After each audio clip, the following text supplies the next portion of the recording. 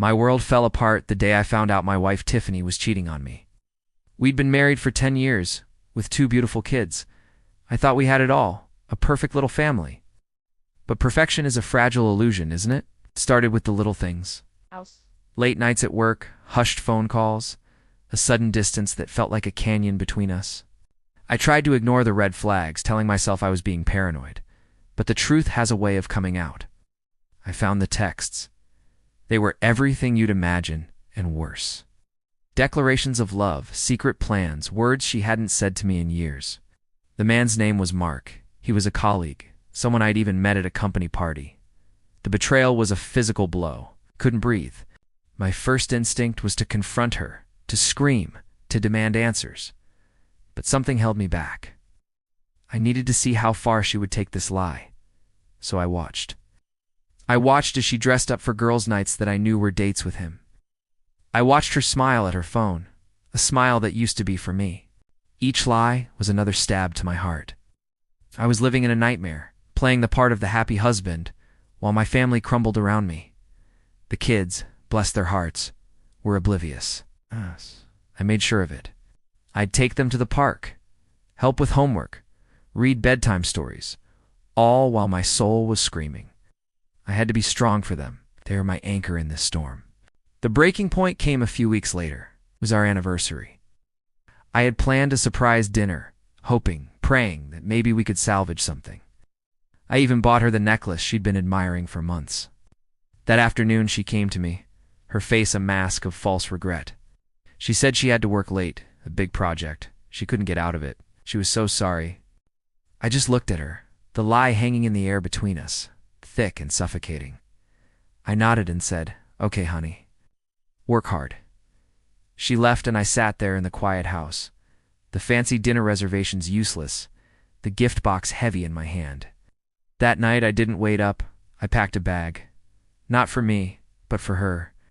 I took all her clothes from the closet, her makeup from the bathroom, every trace of her. I folded each item neatly. It wasn't an act of anger, but of finality. It was a methodical, cold process of erasing her from our home, from my life.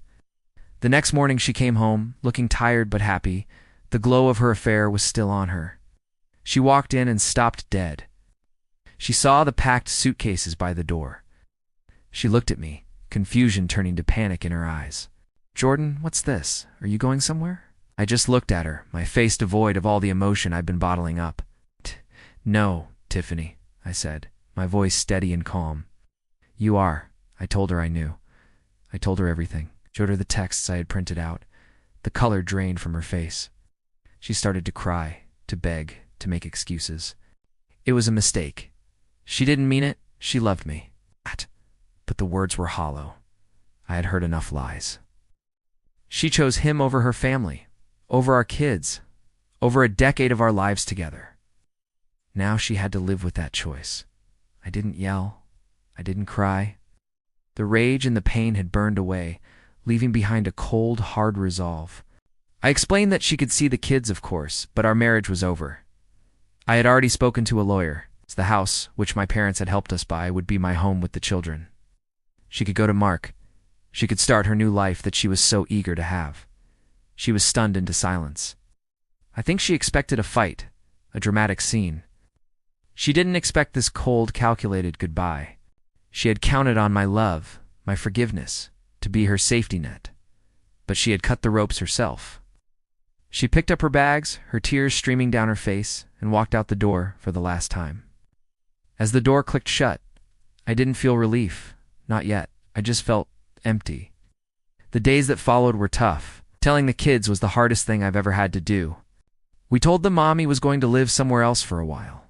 There were tears and questions I couldn't fully answer. But kids are resilient. With a stable, loving environment, they began to adjust. My life became about them. School runs, soccer practice, movie nights, building a new sense of normal, a new family unit of 3. I poured all my energy into being the best father I could be. My focus was on healing, not for me, but for them. Friends and family rallied around us. Their support was a lifeline. Slowly, very slowly, the emptiness began to fade. It was replaced by a quiet strength I never knew I had. I realized I wasn't just a husband. I was a father, a son, a friend. I was a whole person on my own. A few months later, I heard through a mutual friend that things with Mark didn't work out. The thrill of the affair faded when faced with the reality of day-to-day life. Apparently, he wasn't so charming when he wasn't a secret. Tiffany tried to reach out, sending long, rambling emails about regret and second chances. I never replied. Forgiveness is one thing, but trust, once shattered so completely, is almost impossible to rebuild. I chose to move forward, not to look back. My goodbye was cold, yes, but it was necessary. It was a clean break, a surgical cut to remove the part of my life that was causing so much pain. It allowed me and my children to heal without the constant drama and turmoil. It wasn't about revenge. It was about self-preservation. It was about choosing peace for my kids and for myself. Today, life is good. It's different, but it's good. My kids are happy and thriving. And me, I'm happy too. I found a strength in myself I never knew existed, and I learned that sometimes the most loving thing you can do for yourself and your family is to walk away. Thank you for listening to my story. If you've been through something similar, know that you are not alone and that there is light at the end of the tunnel.